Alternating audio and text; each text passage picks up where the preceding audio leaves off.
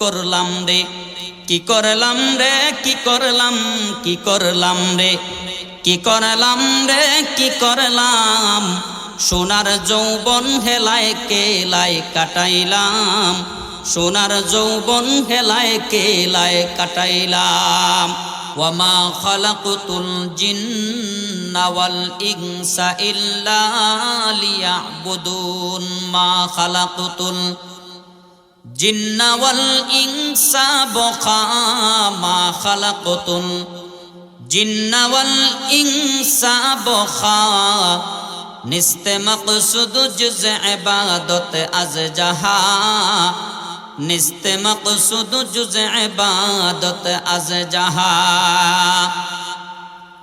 রব্বুল আলামিন বলেন পৃথিবীর মানুষ এই পৃথিবীর মধ্যে মানুষ এবং জিন জাতি ব্যতীত কুল কায়নাতের মধ্যে আমি আল্লাহ যা বানাইলাম রে সবকিছুকে আমি আল্লাহ তোমাদের খেদমত করার জন্য বানাইলাম আর তোমাদেরকে একমাত্র আমি আল্লাহর ইবাদত করার জন্য বানায়া দিলাম সুবহানাল্লাহ বলেন। আচ্ছা তাহলে বোঝা গেল আমাদেরকে বানানোর একমাত্র উদ্দেশ্য কি? ইবাদত। মুসলমান ভাইরা আমার, মনে মনে ভাবতে পারি সব সময় আমরা তো আল্লাহর ইবাদত বন্দেগী করতে পারি না। কথা বলেন ঠিক না বেঠিক? এশারের নামাজ পড়ে যখন ঘুমিয়ে যাই, ফজরের আগ পর্যন্ত আমরা ঘুমন্ত থাকি, আল্লাহর কুদরতি পায়ে কিন্তু একটাবার সেজদা দিতে পারি না। নবী আলাইহিস সালাতু ওয়াস সালাম বলেন, উম্মত তোমাদের মধ্যে কেউ যদি এশারের নামাজটা জামাতের সাথে আদায় করে রে, আবার ফজরের আজান হওয়ার পরে এই ফজরের আজান শোনার সাথে সাথে যদি ফজরের নামাজটা যদি জামাতের সাথে আদায় করতে পারে, তাহলে এশা থেকে নেওয়া ফজর পর্যন্ত যেই টাইমটা আমার উম্মতেরা ঘুমাইলো, এই ঘুমন্ত টাইমটাকে আমার আল্লাহ ইবাদতের খাতায় উঠাইয়া দিবেন। জোরে বলেন না সুবহানাল্লাহ। তাহলে বোঝা গেল আল্লাহ এবং তার রাসূলের তরিকায় চললে পরে, ইবাদত না করলে পরেও ইবাদতের সব পাওয়া যায়। সুবহানাল্লাহ বলেন। মুসলমান ভাইরা আমার, নবী আলাইহিস সালাতু ওয়াস সালাম বলেন, উম্মত সব সময় আমি নবীর তরিকা অনুযায়ী চলবা, চললে পরে গেফ টাইমটাও নবীর সুন্নত পালনের সওয়াব তোমরা পেয়ে যাইবা। ও মুসলমান ভাইরা আমার, বাংলাদেশের প্রখ্যাত একজন আল্লাহর ওলি ছিলেন আল্লামা শামসুল হক ফরিদপুরি রহমতুল্লাহি আলাইহি। বাংলাদেশের মানুষের জন্য উনি কিন্তু একজন আল্লাহর ওলি এবং সূর্য সন্তান ছিলেন। এমন আল্লাহর ওলি আর কিয়ামত পর্যন্ত বাংলাদেশে আসবেন কিনা নিশ্চিত না। উনি আল্লাহর ইবাদত করতে করতে জবানটাকে এমনভাবে তিনি জবানটাকে অভ্যস্ত করেছিলেন, 24টা ঘন্টা হাঁটতে পড়তে ঘুমানোর আগ পর্যন্ত তিনি আল্লাহর ইবাদত এবং আল্লাহর জিকিরটা ওনার জবানের মধ্যে সবসময় অভ্যস্ত কইরা রাখছিলেন। একদিন উনি বাথরুমের ভিতরে ঢুকছেন, উনার খাদিম বাথরুমের বাইরে দাঁড়িয়ে আছে। হঠাৎ করে বাথরুম থেকে যখন বের হয়েছেন, ওই সাইড দিয়া তাজা তাজা রক্ত বেয়ে বেয়ে ওইভাবে পড়তেছে। খাদিম আশ্চর্য হইয়া গেছে, হুজুর মনে হয় বাথরুমের মধ্যে কোনো না কোনোভাবে আপনি পড়ে গিয়েছিলেন, যার কারণে আপনার মুখের ভিতরে হয়তো দাঁত ভেঙে গেছে অথবা জিহ্বাটা কেটে গেছে। হুজুর কোনো কিছু বলেন না। আবার খাদিম যখন প্রশ্ন করে, হুজুর মুখের এক সাইড দিয়া কোন কারণে হুজুর রক্ত বাহির হয়ে, আমি জানতে চাই, ভিতরের মধ্যে শান্তি নাই আমার। হুজুর দীর্ঘক্ষণ পর্যন্ত অপেক্ষা করার পর খাদিমকে বলেন, বাবারে আমি তো চেয়েছিলাম না কোন কারণে রক্তটা বের হয় তোমার সামনে প্রকাশ করতে, আজকে তোমার পীড়াপিড়ির কারণে আমার এই গোপন কারণটা তোমার সামনে প্রকাশ করা লাগে। আল্লামা শামসুল হক ফরিদপুরি আল্লাহর ওলি বলেন, খাদিম রে 24টা ঘন্টা আমি আমার আল্লাহর জিকিরটা সব সময় আমার জবানের মধ্যে জারি রাখি। জারি রাখতে রাখতে এমন অভ্যস্ত করেছি আমার জবানটাকে, সব সময় আমার জবানটা আল্লাহ নামের জিকিরটা করতে চায়। বাথরুমের ভিতরে আল্লাহর কোন নবীর উম্মতেরা যদি বাথরুমে ঢুকে, তাহলে আল্লাহ নামের জিকিরটা করা কিন্তু ওই সময় নিষেধ হয়ে দাঁড়ায়। ও মুসলমান ভাইয়েরা আমার, আল্লাহর ওলি বলেন, আমি যখন বাথরুমের ভিতরে ঢুকলাম তখন বারবার জিহ্বাটাকে আমি বাধা দিতে চাই, আল্লাহ নামের জিকির করিস না বাথরুমের ভিতরে। আল্লাহ এবং রাসূলের পক্ষ থেকে নিষেধাজ্ঞা আছে।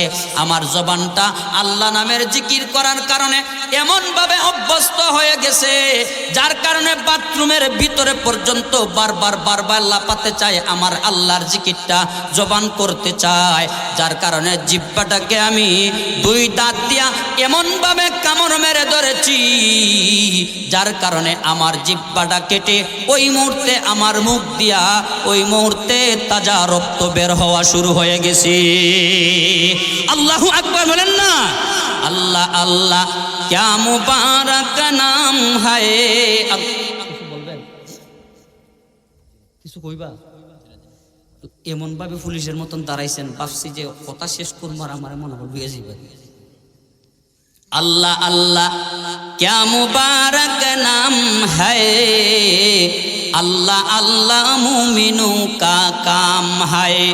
ओ मुसलमान भाइरा আমার, নবী আলাইহিস সালাতু ওয়াস সালাম বলেন, উম্মাত, তোমাকে যেই আল্লাহ সৃষ্টি করেছেন ওই আল্লাহর ইবাদত তুমি করো। আল্লাহর পয়গম্বর বলেন, আদ-দুনিয়া খুলিকাত লাকুম ওয়া আনতুম খুলিকতুম লিল আখিরাহ। এই দুনিয়াতে তোমরা সারা পৃথিবীর বুকে আল্লাহ, কুল কায়নাতের মধ্যে আল্লাহ যা বানিয়েছেন সবকিছুকে তোমার খেদমত করার জন্য বানিয়েছেন। আর তোমাকে আমার আল্লাহ একমাত্র চিরস্থায়ী শান্তির ঠিকানা জান্নাতে দেওয়ার জন্য আমার আল্লাহ তোমাকে বানিয়েছেন। সুবহানাল্লাহ বলেন। আল্লামা শেখ সাদি রহমতুল্লাহি আলাইহি একদিন নির্জন জঙ্গল পাহাড়ের মধ্যখান দিয়া যাচ্ছেন। হঠাৎ করে দেখেন একজন অতিশয় বৃদ্ধ একজন আল্লাহর বান্দা, দুর্বল একজন আল্লাহর বান্দা বনের বিশাল বড় একটা সিংহের উপরে চড় হয়ে ওই সিংহটাকে ওই মুহূর্তে বনের জঙ্গল থেকে নিয়ে আসছে। আল্লামা শেখ সাদি রহমতুল্লাহি আলাইহি দূর থেকে এই অবস্থা দেখে আশ্চর্য হয়ে গেছেন। ভয়ে প্রকম্পিত হয়ে আল্লাহর বান্দা ওই মুহূর্তে রাস্তার এক সাইডের মধ্যে দাঁড়িয়ে আছেন। আল্লাহর বান্দা সিংহের উপর থেকে ওই মুহূর্তে বলে, শেখ সাদি রে, তুমি আমার অবস্থা দেখে আশ্চর্য হওয়ার কোনো দরকার নাই, ভয় পাওয়ার কোনো দরকার নাই। আমি তোমাকে একটা তন্ত্র আর মন্ত্র এই মুহূর্তে সিংহের উপর থেকে তোমাকে আমি শিখাইয়া দিতে চাই। শেখ সাদি, তুমি মনে করেছো বনের একটা সিংহকে কিভাবে আমি আমার পুষ মানিয়ে তার পিঠের উপরে সওয়ার হয়ে গেলাম? ওই সিংহটা যদি সামান্য সময়ের জন্য যদি আমার বিরুদ্ধে যদি ওই মুহূর্তে চলে যায়, তাহলে আমি বৃদ্ধ মানুষটাকে পায়ের নিচে ফেলে চিরে ফেরে কে ফেলবে। শেখ সাদিরে, এমন মনোভাব নেওয়ার তোমার কোনো প্রয়োজন নাই। তোমাকে আমি একটা তন্ত্র আর মন্ত্র শিখাই। এই মন্ত্রটা হলো, তুমি তোমার খালিক আর মালিক একমাত্র আল্লাহকে তুমি তোমার পক্ষে নিয়ে আসো আর রাজি খুশি করে ফেলো। এই সিংহ নয়, কুল কায়নাতের মধ্যে আমার আল্লাহ যা কিছু সৃষ্টি করেছেন, আমার আল্লাহ যদি তোমার পক্ষ হয়ে যান, তাহলে কুল কায়নাতের সমস্ত কিছুকে আমার আল্লাহ তোমার খেদমতের জন্য নিয়োজিত করে দিবেন। তাহলে আমি আরেকটা উদাহরণ দিই আপনাদের সামনে। আমি ছোট্ট ছিলাম, মাদ্রাসায় পড়তাম। আমার হুজুর একটা ঘটনা বলেছেন। এই ঘটনাটা হলো, এক আল্লাহর বান্দা বাথরুমে বসছে পায়খানা করার জন্য। কি করার জন্য? এখন তো ইংলিশ, বাংলা, হিন্দি টয়লেট আছে।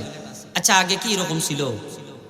সবচাইতে হাই লেভেলের কমেন্ট ছিল একটা রিঙ্গের উপরে, আর লো লেভেলের কমেন্ট ছিল দুইটা কলা গাছ অথবা দুইটা গোয়া গাছ, সাইডে দিয়ে আছে কলার পাতা।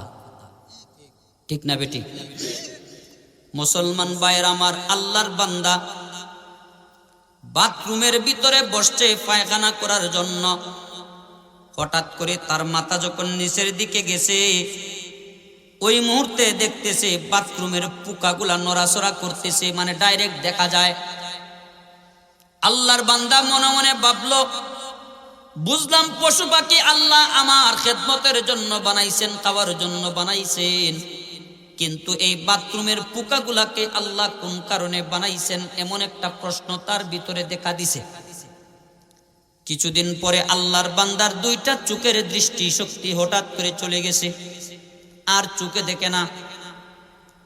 আগের যুগে এমবিবিএস ডাক্তার ছিল না, এফআরসিএস ডাক্তার ছিল না, ছিল শুধুমাত্র বনাজি ওষুধ দ্বারা দিত। গাছ তারে এক জায়গায় কইরা, পাতালা তারে এক জায়গায় কইরা ওষুধ দিত। এমন একজন হাকিম সাহেবের কাছে আল্লাহর বান্দা গেছে। যাওয়ার পরে কয়, আল্লাহর বান্দা, হঠাৎ করে আমার দুই চোখের দৃষ্টি হঠাৎ করে চলে গেছে, এই মুহূর্তে আমি কি করতে পারি আপনার কাছে? আমি এই মুহূর্তে আসছি। হাকিম সাহেব বলেন, এই চিকিৎসা যদি আমি বলে দিতে চাই, তাহলে তুমি আগে বলো এই চিকিৎসাটা তুমি মেনে নিবানি? সুবহানাল্লাহ বলেন। কই অবশ্যই মানতে হবে, আমার চোখে দেখি না। আল্লাহর জমিনটা, আল্লাহর দুনিয়াটা, আল্লাহর দেওয়া পৃথিবীটা আমার দুই চোখে আমি দেখতে পাই না, অবশ্যই আমি মেনে নিব। আল্লাহর বান্দা হাকিম সাহেব বললেন, তাহলে এক কাজ করো, বাথরুমের ভিতরে যেই পোকা আছে, আল্লাহ যেই পোকাগুলা দিয়েছেন, ওই পোকাগুলারে বাথরুম থেকে উঠাইয়া উত্তপ্ত রোদের মধ্যে রাখিয়া একবারে শুকনা করিয়া শুকাইয়া একদম ওই মুহূর্তে ওই পোকাগুলারে এক জায়গায় করে নিমালিশ করে পাউডারের মতন করে 7 দিন যদি তুমি ব্যবহার করতে পারো রে, 8 দিনের মাথায় ইনশাআল্লাহ তোমার দুই চোখের দৃষ্টি আল্লাহ তাআলা ফিরাইয়া দিবেন। ও ভাইরা আমার, আল্লাহর বান্দা যখন ব্যবহার করেছে, ব্যবহার করে ভালো হয়ে গেছে, ওই মুহূর্তে আল্লাহর কুদরতি পায়ে সেজদায় পড়ে গেছে। আয় কি